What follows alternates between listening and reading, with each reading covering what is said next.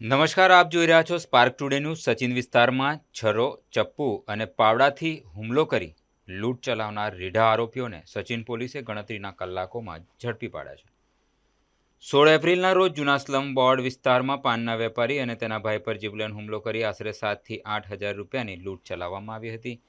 હુમલામાં ફરિયાદી અને તેના ભાઈને માથાના તેમજ કમરના ભાગે ગંભીર ઇજાઓ પહોંચાડવામાં આવી હતી. ઘટનાના પગલે સચિન વિસ્તારમાં ભારે ચકચાર મચી ગઈ હતી. પોલીસે બાતમીના સર્વેલન્સ અને ટેકનિકલ તપાસના આધારે અલગ અલગ ટીમો બનાવી આરોપીઓ સુધી પહોંચી હતી. કાર્યવાહી દરમિયાન રોશન બરફશ, આનંદ પાટીલ, પ્રિન્સ પટેલ અને શકેશ ઉર્ફે શક્યો વાઘને ઝડપી પાડવામાં આવે છે.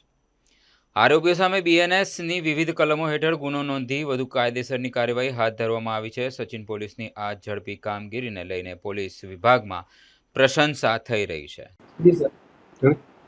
ગઈ તારીખ 16/5/2026 રોજ બપોરના 15:00 સુમારે જે સચિન ખાતે આવેલ જૂના સ્લમ બોર્ડમાં હનુમાનજી મંદિરની પાછળ જાહેરમાં જે 307નો બનાવ બનેલો એના અનુસંધાને સચિન પોલીસે જ્યાં ગુનામાં બહુ જ રીઢા ગુનેગારો સંડોવાયેલા જણાયા હતા તુરંત એક્ટિવ થઈ 4 આરોપીઓની ધરપકડ કરવામાં આવેલ છે.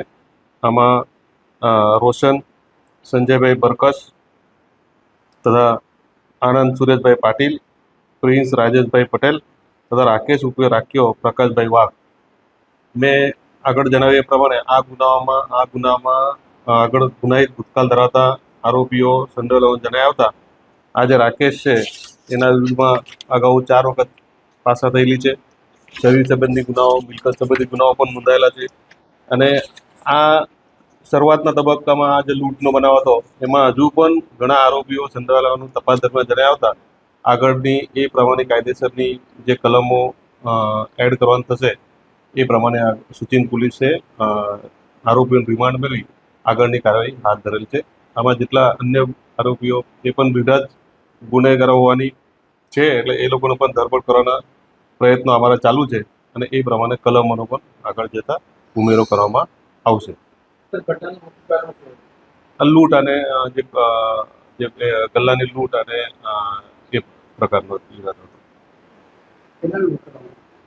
7,000ની હમણાં પ્રાથમિક તબક્કા 7,000ની 7 થી 8,000ની લૂંટ થયેલા.